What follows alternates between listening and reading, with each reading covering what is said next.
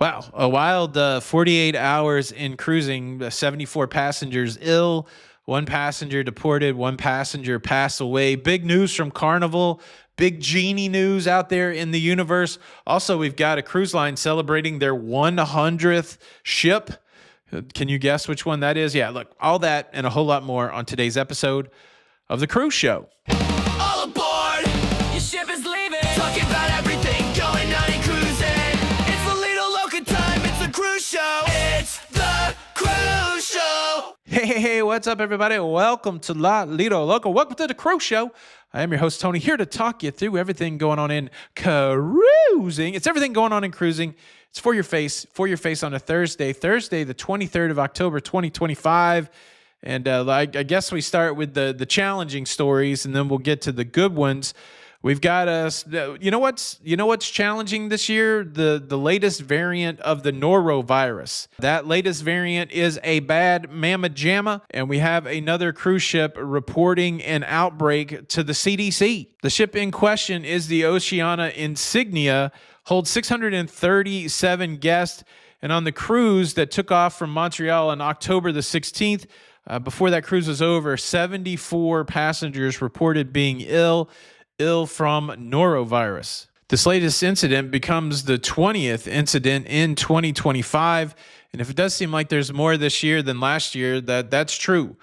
Total last year was 15 reported incidents. So it does seem to be on the rise. We did get a warning earlier this year that this new variant of norovirus is super potent, and it certainly works its magic. It's fiendish magic in communal spaces. So you see norovirus outbreaks in schools and hospitals, that kind of thing, and you also see it on cruise ships. Again, we're talking 20 incidents out of however many thousands of cruises that have happened in 2025. So definitely an outlier event. But just a reminder, good hygiene goes a long way on these cruises. So, that's like 12% of the passengers got sick on this ship. Yowza. Man, the internet, very cool, but also a very scary place. You ever Google your name and all of a sudden your screen is populated with a ton of your personal data?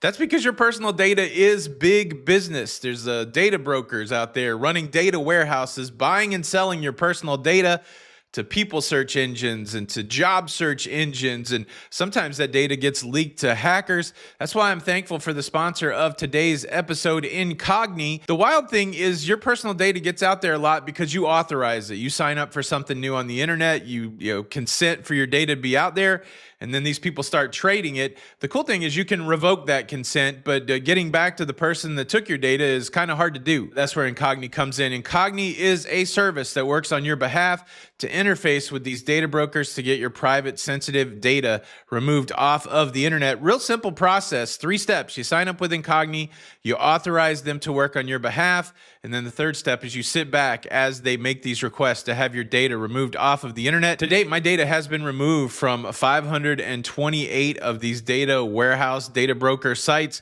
saving me all kinds of time and energy by letting Incogni do it for me. And look, Incogni can do it for you at a discounted rate. If you scan the QR code that's on the screen or click the link in the description, use the code Lido Loca to save 60% off of your Incogni subscription.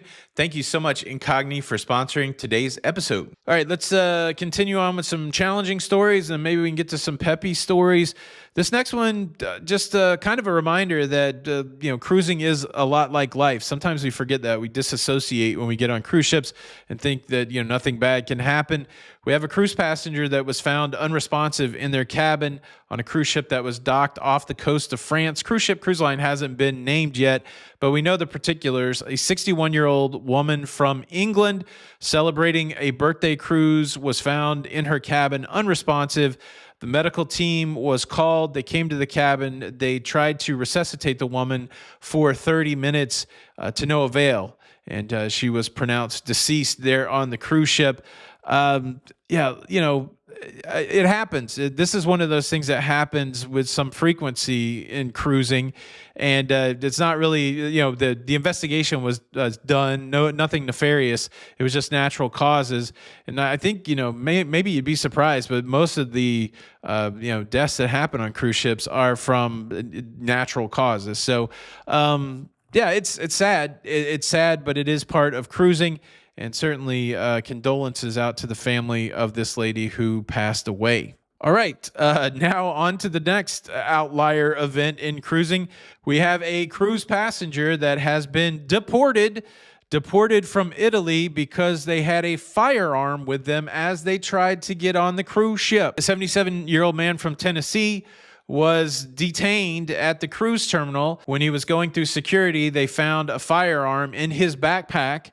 He told them that he just forgot. He forgot that it was in there, and that's prohibited. And so the Italian officials took him into custody, and they deported him out of the country without him being able to go on the cruise. The firearm had a full magazine and one round already chambered, which meant it was ready to go. It does seem fortunate that he was only detained and deported.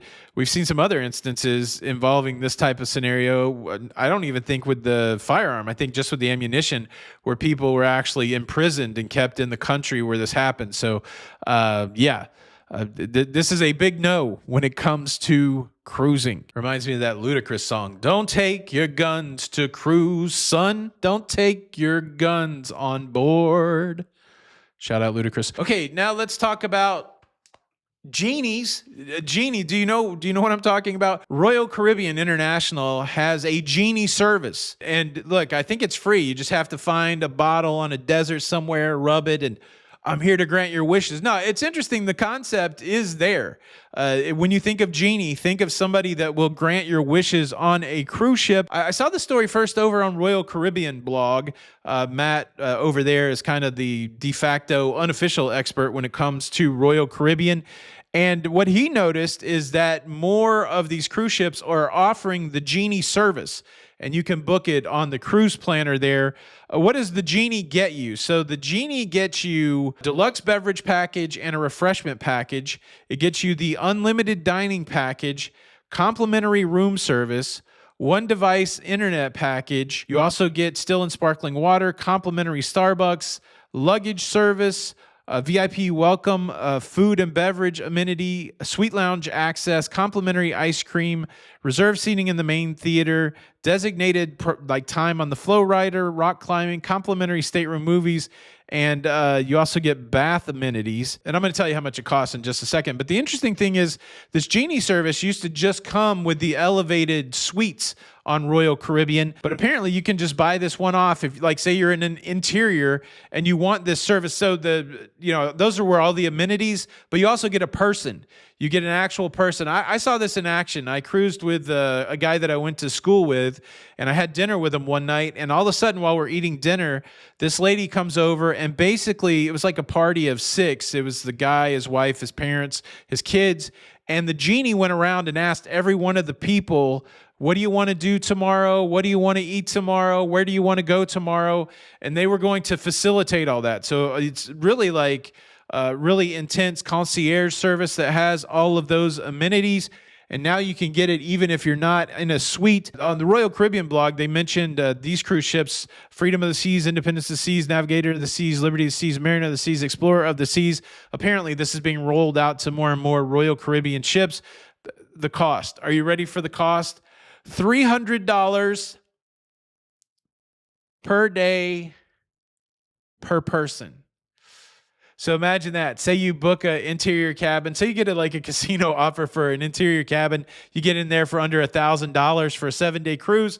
Well, you can spend another $2,100 to get this Genie service. Now, you would have to do the math on it. If you're somebody that buys the drink package, if you're somebody that buys the unlimited dining package, which is all the specialty dining, if you use the internet, it may not be that big a difference between the $300 per day and everything that you get with the Genie service. But I tell you what, when I saw the Genie service in action with my buddy from school, I was digging it. I was like, that's nice, but it's expensive, but it's nice. Have you ever used the Genie on Royal Caribbean? Does this kind of thing interest you? Leave a comment below. Yes, master. Okay, let's talk about an award that Princess has received. The world's best culinary cruise ship. This was awarded to a Princess cruise ship, the Royal Princess. This was awarded by the prestigious World Culinary Awards, voted the very best in global gastronomy. This award was voted on by people from the culinary community, industry experts, and consumers from around the world. Around the world. I don't know. I didn't even know there was such an award, but congratulations to Princess for it. They outlined in their press release the restaurants that are available on Royal Princess, and these restaurants are available on many: Crown Grill, Sabatini's, the Chef's Table, Ocean Terrace Seafood Bar, the Winemaker Dinner. I don't know what that is. Maybe that's not on all of them. The Camus, and Alfredo's Pizza, which was also voted the best pizza at sea. I just came off Enchanted Princess, and the food was really good. And now they have an award.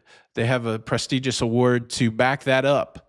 So how about that? Back it up. Congratulations, Royal Princess, for your award. I wonder if they get a plaque or something. I don't know. I want to check it out. Now, look, I do got to tell you about the big news that Carnival dropped, but I think a more interesting piece, I don't know if it's more interesting, but I do like this piece of news. Headline, Viking celebrates 100th ship. Names 9 newest river ships. Now, you think about the Royal Caribbean International Fleet, it's like, what is it, like 30 at the most? Is it 30 yet? Carnival's in the high 20s. I saw this headline said Viking with 100 ships. The 9 newest river vessels were named at a ceremony in Basel, Switzerland. Wow, 100 ships. I guess a fair question to ask is, out of all the cruise lines out there, are there any cruise lines you wish had more cruise ships? Are there any cruise lines you wish had less cruise ships? Stir it up down in the comments below. I'll get down there with you. Speaking of the comments, we talked the other day about Disney's enhancements to the Disney fantasy. And one of the things that they did is they added a bulbous bow. And at the time I said the bulbous bow helped with navigation. I've gotten some clarification. It probably helps more with fuel efficiency. The bulbous bow helps the cruise ship move through the water better. And because of that, I think it probably could help with navigation, but it will also more so help with fuel efficiency. And beyond that clarification, I did ask you guys to leave a comment in the comments, doing your best to use the phrase bulbous bow. We got a lot of great stuff. Some of them were predictably, risque. There you go. That one wasn't a shocker. There were some cute and funny ones, but I think the one I like the best, or let me phrase it a different way. The one comment to rule them all when it comes to bulbous bow came from Blatant Panda 9271, who wrote, "Bulbous bow? ? Isn't he the one that took the ring to Mount Doom?" Well, I mean, that would be the one that found the ring if that was Bilbo Bow, but Frodo, you know what I'm saying. No, a great comment, Blatant Panda, and thanks everybody for playing along. And now let's talk about the big announcement that Carnival made that's got some people gleeful. Carnival Cruise Line just announced their 2026, 2027 ship deployments. Or was it 2027, 28? It doesn't matter. There's really only one piece of information that's significant, I guess. I mean, there's other things that people will be excited about, but there's been a clamoring. From the Gulf Coast there in Alabama, Mobile specifically. Will we get a cruise ship? Which cruise ship will it be? And how long will it be here? Well, the word is out that starting in 2027 in May, the Carnival Valor will move to Mobile year-round. Year-round sailing from Mobile. This is exciting because not since the shutdown has there been this much sailing from Mobile. That was my very first cruise port, Carnival Fantasy, back in 2017. And they've been doing some enhancements to the cruise port there. And now Mobile will have a year-long cruise ship. They got to wait until a whole year, though, before it gets over there, the Valor. But exciting news. Congratulations, Mobile. Like I said, Carnival made some other announcements, but who cares about that? I'm just kidding, right? Turn it up. Sweet home, Alabama. Shout out Ludacris. Look, that's everything going on in cruising. Thank you, Incogni, for sponsoring today's episode. And stick around if you want some bonus content, because now it's time to dance. Get up.